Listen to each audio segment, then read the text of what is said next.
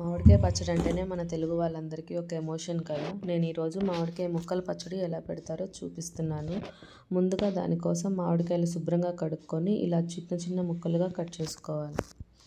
నేను ఇక్కడ కప్పు కొలతతో తీసుకుంటున్నాను. నాకు ఈ కప్పుతో 3 కప్పుల ముక్కలని. దానికి పావు కప్పు ఉప్పు, పావు కప్పు కారం, మీకు ఇంకా కావాలంటే కారం యాడ్ చేసుకోవచ్చు, 1 స్పూన్ పసుపు, పావు కప్పు ఆవాలు మెంతులు వేయించుకున్న పొడి అన్నీ వేసుకొని ఒకసారి బాగా కలుపుకోవాలి.